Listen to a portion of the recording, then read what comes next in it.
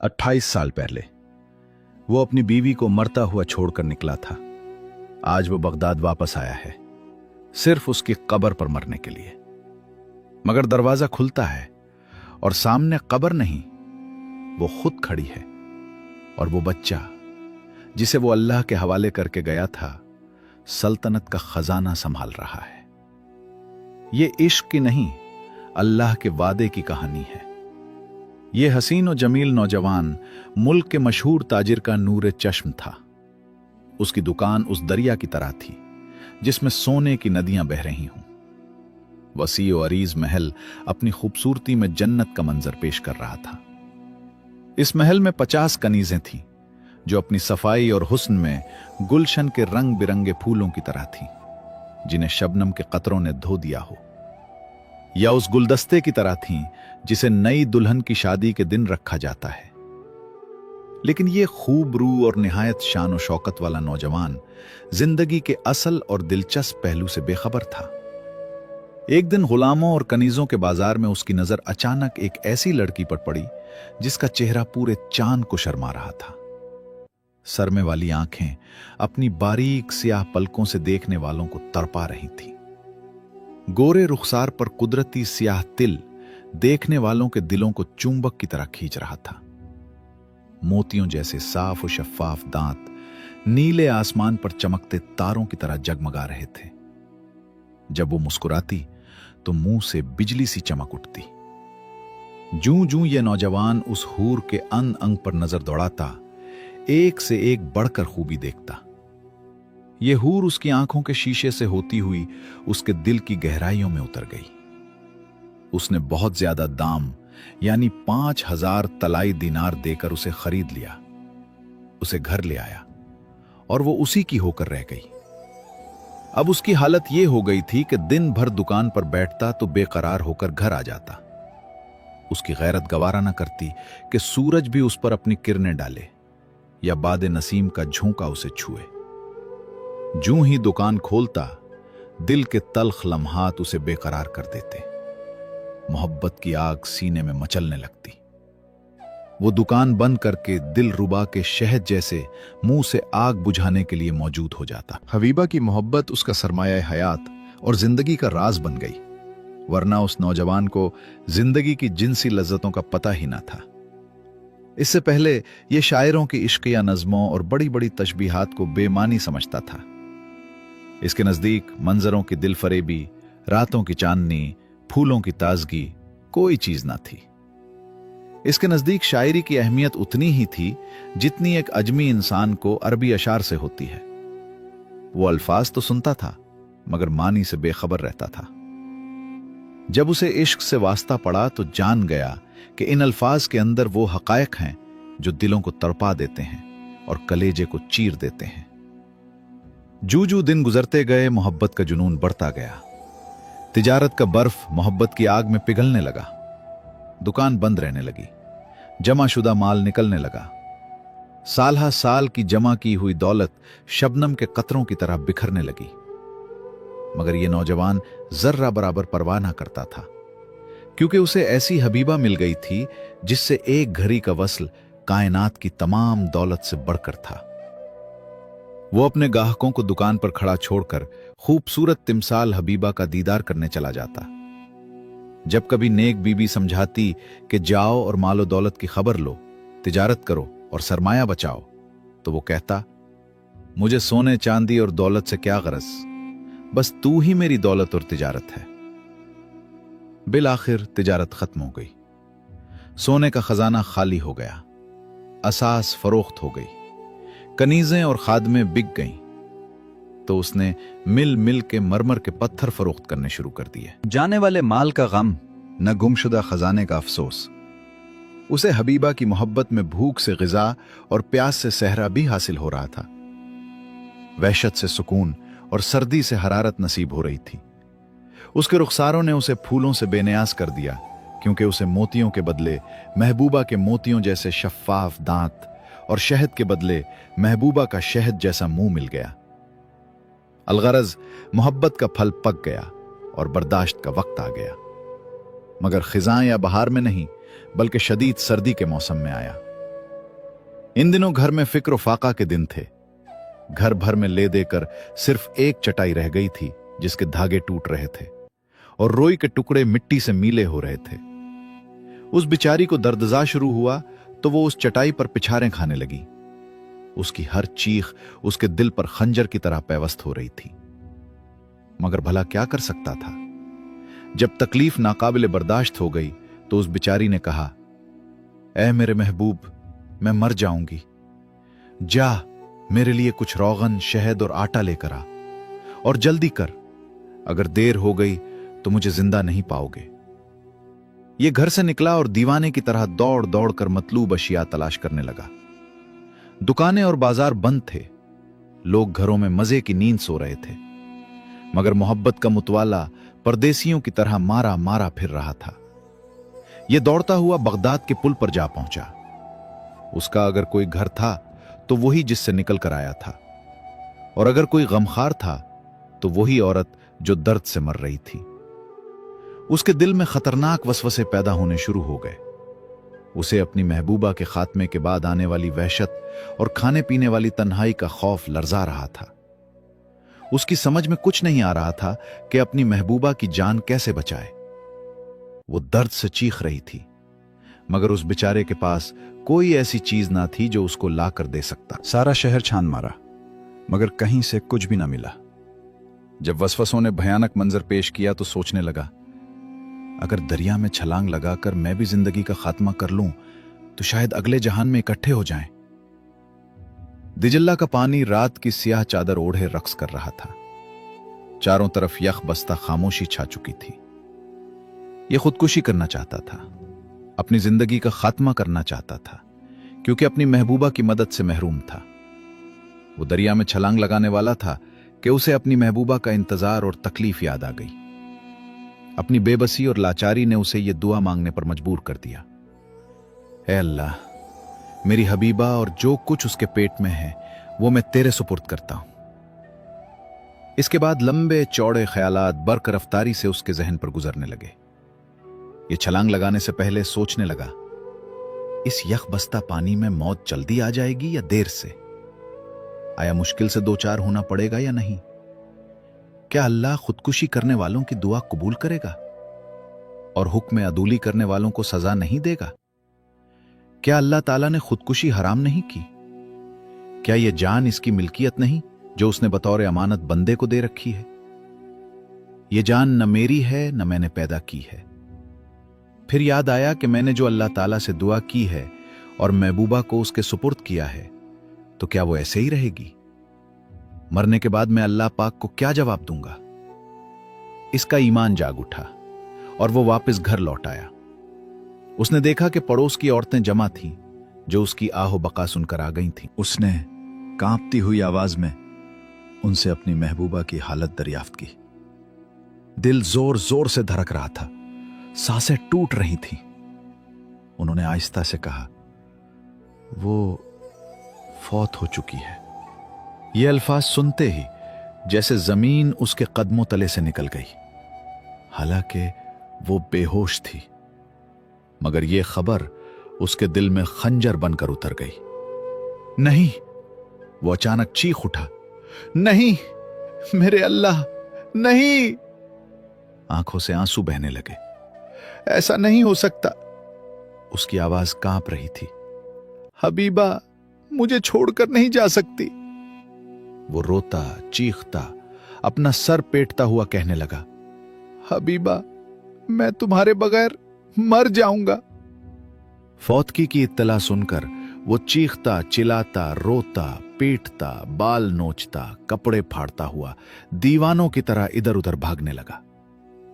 उसके होशो हवास गुम हो गए, आंखें आंसुओं से धुंधला गईं, कदम रास्ता भूल गए और ये बस्तियों और शहरों में पागलों की तरह घूमता हुआ खुरासान जा निकला। मगर उसके दिल में अब भी एक ही सदा गूंज रही थी, हबीबा हबीबा मुझे छोड़कर मत जाओ। अरब लोग मुसाफिरों की खातिर मदारत करते, खाना और बिस्तर मुहैया कर देते, मगर ये ना पूछते कि तू कौन है और कहां जाना चाहता है। कुछ अरसे के बाद होशो हवास दुरुस्त हुए तो किसी वाकिफ कार ने उसे तिजारत के लिए पैसे दे दिए। चुनाचे ये थोड़े ही अरसे में मालदार हो गया। घर में सोने चांदी के ढेर लग गए। ये अपने घर के पत्ते पर पड़ोसियों को खत लिखता रहा। चुनाचे उसने 66 खत लिखे जिनका कोई जवाब ना आया। जिस शख्स ने अज़दवाजी जिंदगी का लुत्फ उठाया हो और बीवी की मोहब्बत में शब रोज गुजारे हों, वो भला कैसे तन्हाई की जिंदगी बसर कर सकता है। सोने और चांदी के दिरहम और दीनार, उम्दा खाने, बेहतरीन पोशाक, आला सवारियां, बुलंदोबाला कोठियां खरीदी जा सकती हैं, लेकिन दर्दमंद रफीका हयात का मिलना किस्मत पर मौकूफ होता है।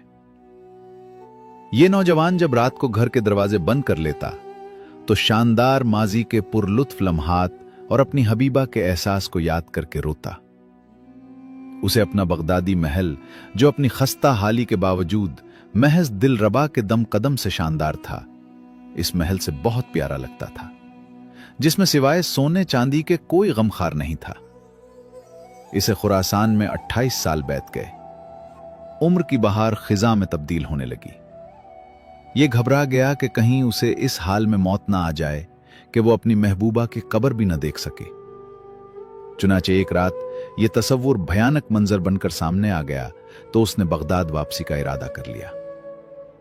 उसने 28 साल की कमाई हुई दौलत 20,000 तिलाई दीनारों में फरोख्त कर दी और उम्दे पोशाक और कुछ सामान खरीदकर एक काफिले के साथ बगदाद की तरफ चल पड़ा। दिल में बस एक आरजू थी, बीवी की कब्र पर एक शानदार इमारत बनाए और वहीं रहकर जिंदगी गुजारे। मगर रास्ते में काफिले पर डाकू टूट पड़े। उन्होंने काफिले वालों को लूट कर कत्ल कर दिया। ये रात को मुर्दों के दरमियान से उठकर पैदल चलता रहा और सोचता रहा, ये दुनिया दुखों और मुसीबतों का घर है। हबीबा की जुदाई का सदमा दिल से उतरा भी ना था कि दूसरा सदमा आन पड़ा। उसने याद किया कि मैंने अपनी हबीबा और बच्चे को अल्लाह के सुपुर्द किया था और अल्लाह के पास अमानतें जाया नहीं होती। क्या पता कि वो अमानत महफूज हों। ये इन्हीं सोचों में गुम चलता हुआ दरिया के किनारे पहुंचा। इत्तेफाक से वहां एक बहरी जहाज गुजर रहा था। उसने जहाज की तरफ इशारा करके आवाज दी। जहाज वालों ने अपना रुख उसकी तरफ कर दिया और उसे अपने साथ सवार कर लिया। इस्लाम की खूबी यह है कि उसके मानने वाले अपने भाइयों को हकीर नहीं समझते, खा वो अमीर हों या गरीब। उन्होंने इसे खाना पेश किया। ये खाना खाकर सो गया। जहाज दिन भर चलता रहा। शाम के वक्त यह बेदार हुआ तो बगदाद नजर आ रहा था। उसे बगदाद और दिजुल्ला का पुरशकौ मंजर ताज्जुब में डालने लगा। दिजुल्ला की सतह पर छोटी छोटी कश्तियां और जहाज मछलियों की तरह इधर उधर जा रहे थे। पानी की मौजें रक्स कर रही थीं। उनका जहाज उन कश्तियों में ऐसे गुजर रहा था जैसे कोई जवान मर्द हसीनों के जमघटे से गुजर रहा हो।